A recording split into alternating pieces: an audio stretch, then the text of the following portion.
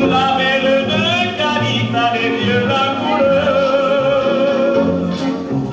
La belle de Cadiz a beaucoup d'amour. Cuando le pico al viento ni nada claro que le brilla. E Pedro le matador le brilla con dolorita porcina. Malgré tout, mourir donner la casa.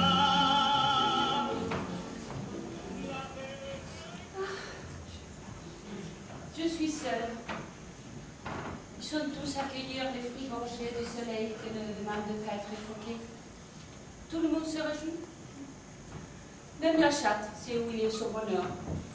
Elle se promène dans le jardin pour regarder les oiseaux dont les gazouillis et les bossements d'ailes font tressaillir les bosquets.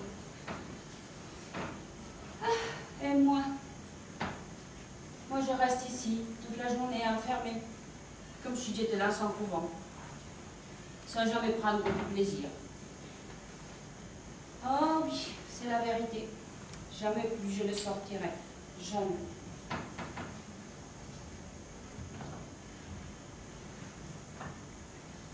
Je t'ai fait le serment de ne plus que jamais quitter ce deuil, de ne plus voir la lumière du jour. Que ton ombre voie combien je t'aime. Tu as été souvent injuste envers moi, cruel et même infidèle. Oh, toi, tu m'as trompé. Tu me faisais des scènes. Et des journées entières, tu me laissais seule à la maison. Y a quelqu'un? Qu'est-ce que c'est? Décidément, il faudra que je me retire dans un couvent. Ah oui, dans un couvent. Madame, j'ai l'honneur de me présenter, Grégoire Desbonnaires, lieutenant d'artillerie à la retraite et propriétaire foncier. Je suis contraint de vous déranger pour une affaire très importante. Que désirez-vous?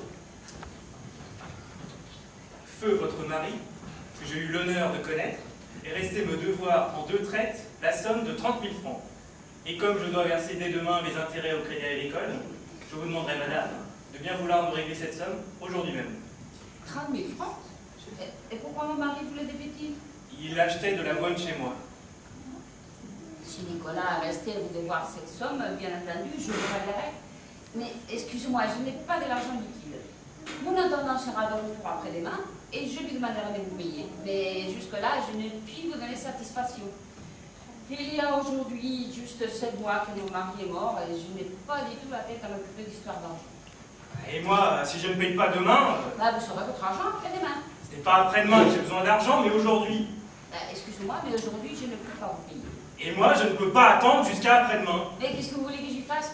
Je n'ai pas cet argent disponible comme ça. Alors vous ne voulez pas me payer? Non, je ne le peux pas. Et c'est votre dernier mot? Les derniers. Absolument le dernier? Absolument. Hein? Parfait, j'en prends note.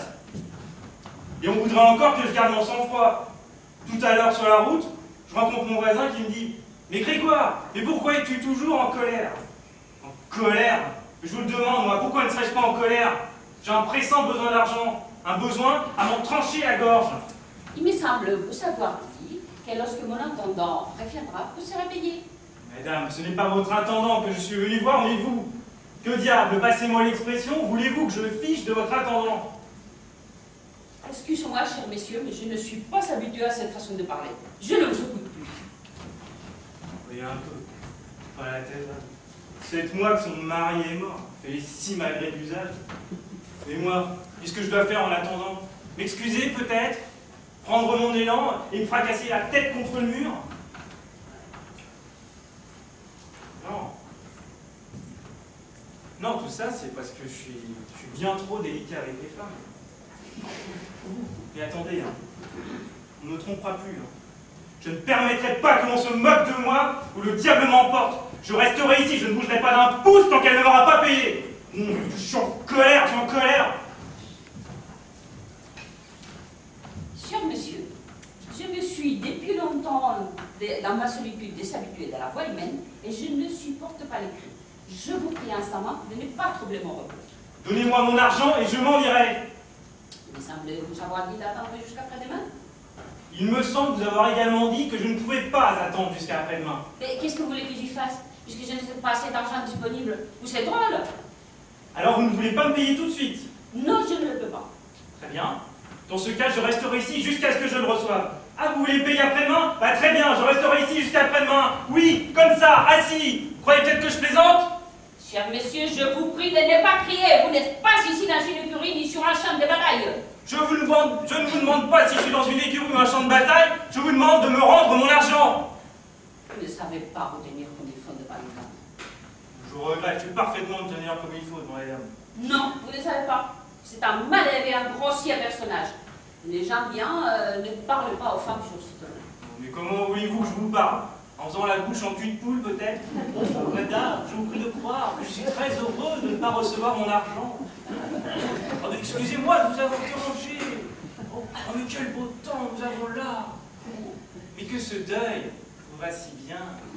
Ce n'est guère que spirituel, et de plus, c'est grossier. Pas spirituel et plus grossier? Je sais pas me tenir comme il faut devant les dames? Madame, dans ma vie, j'ai eu plus de femmes que vous n'avez vu de moineaux. 3 fois, je me suis battu pour une femme. J'ai quitté 12 femmes, et 9 m'ont quitté. Bon, il fut un temps où je faisais l'imbécile, la main sur le cœur. J'aimais passionnément, avec rage, de toutes les manières possibles. Et je parlais comme une pie, de l'émancipation des femmes, de la parité. Les tendres sentiments, madame, m'ont coûté la moitié de ma fortune, hein. Mais c'est fini. On ne me trompera plus, hein. C'est fini. Ces yeux noirs, ces yeux passionnés, ces lèvres rouges, cette clair de lune de Non, c'est fini, hein. Je ne verserai plus un centime pour toutes ces belles choses. Ah, je ne parle pas, bien sûr, des personnes présentes ici, mais de toutes les femmes. Enfin, petites ou grandes, sont toutes des intrigantes, des mijaurées, des cancanières, envieuses, menteuses, de la moelle, méchantes, pitoyables, dénuées de toute logique. Et en cela, madame, hein, permettez ma sincérité, mais le premier moineau venu pourra en remontrer à n'importe quel philosophe en jupon. Et, voyez un peu ces créatures poétiques, et vous n'y trouverez que de la vapeur, de l'éther, des déesses aux millions d'enchantements. Mais sondez leur âme, et vous n'y trouverez qu'un vulgaire crocodile. Mais le plus révoltant, c'est que ce crocodile s'imagine, c'est pourquoi, hein, que son chef-d'œuvre, son privilège, son monopole, c'est le tendre sentiment. Mais que le diable m'emporte et que l'on me pende par les pieds, si la femme est capable d'aimer autre chose que le petit chien-chien à sa mémère. En amour, elle ne sait que rien et pleurnicher. La roulotte. Et ce sacrifice. Son amour, à elle, consiste à jouer des paupières et à vous mener par le bout du nez. Mais vous, madame, qui avez le malheur d'être femme, vous devez, je suppose, bien connaître la nature féminine. Dites-moi, en toute franchise, avez-vous déjà rencontré une seule femme, sincère, fidèle, constante? Vous n'en connaissez pas. Ne sont fidèles et constantes que les vieilles et les tartes. Vous avez plus de chances de rencontrer une chatte à corps ou une bécasse blanche qu'une femme fidèle. Hein. Allons donc, permettez. D'après vous, qui est constant, fidèle à l'amour? L'homme peut-être? Parfaitement, l'homme. Ils sont fidèles et constants. Ah, voilà des nouveaux. Mais de quel droit dites-vous cela, hein? Les hommes fidèles et constants? Eh bien, puisque vous allez par là, je vous dirai que de tous les hommes que j'ai connus, je peux connaître, le meilleur était encore mon défunt mari. Je l'aimais ardemment, de toute mon âme, comme seulement une jeune femme passionnée et sensible peut aimer. Je l'ai tout donné.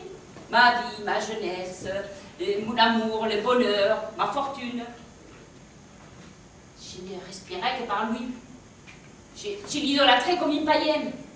Et lui, les meilleurs des hommes, mais trompé à chaque pas, de la manière la plus odieuse. À sa mort, je retrouvais dans son bureau un tiroir plein de lettres d'amour. Et de son vivant, quand j'y songe, il me laissait seul des semaines entières, il faisait la cour à d'autres femmes sous mes yeux, il me trompait, il dilapidait mon argent, il s'est moqué de mon amour.